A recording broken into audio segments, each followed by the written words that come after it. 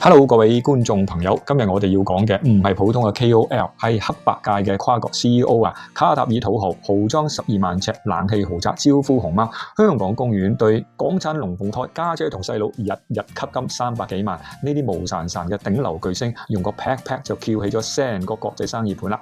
你估唔到啊！1984年熊貓差啲仲要絕種，居然俾美國佬用200萬美金人工點醒，成為咗外匯嘅收割機。而家租隻熊貓咩價錢啊？年租500萬美金起跳，生個 BB 再加60萬補習費。蘇格蘭用26億英鎊三文魚訂單換個探視權，法國焗住要簽張200億嘅核電廠合同先至抱得熊龜啊！呢啲邊度係做動物啊？直頭係21世紀嘅熊貓外交啦！最叻梗係香港啦！上年出世嘅首對港產龍鳳胎，日日吸引5000人朝聖。海洋公園點玩啊？1500蚊一位嘅 VIP 早餐，24個鐘頭直播收打賞，淨係公仔都賺3億啦！最癲嘅係用熊貓屎做個文創喎，哇犀利啊！環保署嘅阿 Sir 睇完都要寫個服字啦。日本香香公主創造咗34億嘅 GDP 神話，等於10間米芝蓮餐廳嘅全年收入。香港熊貓主題酒店房價飆升80%啊！國泰熊貓專機爆到92%嘅客座率。每隻熊貓其實都係外交特工嚟嘅，平均扯動300億嘅國際貿易。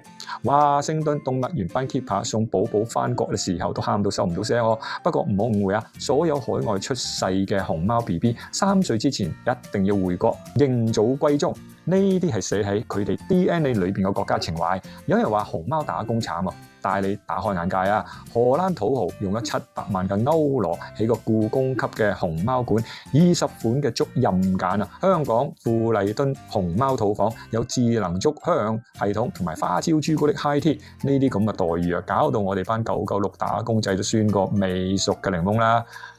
香港下一步就真係玩到盡啦！第一，起元宇宙熊貓館，用 NFT 竹嚟為虛擬國寶；第二，雪藏23萬份熊貓幹細胞，整生物版嘅挪亞方舟；第三，將竹林吸碳量變成可以炒賣嘅綠色貨幣。所以各位老友，當我哋睇住熊貓傻笑嘅時候，青藏高原起緊生態走廊，世貿組織草擬緊熊貓嘅條款，實驗室破解緊基因嘅密碼。呢啲萌寵表面雖然 hea 住嚟做，實質佢哋係中國智慧嘅軟實力。熊貓就係無潺潺嘅 Swift 系統，爪印裏邊藏住嘅係國際結算嘅密碼。最後問多句啊，我哋保護嘅真係熊貓咩？錯啦，係人類對美好生活嘅敬畏同文明定價權嘅最終博弈。你覺得熊貓經濟仲可以點玩啊？歡迎大家留言發表意見啊！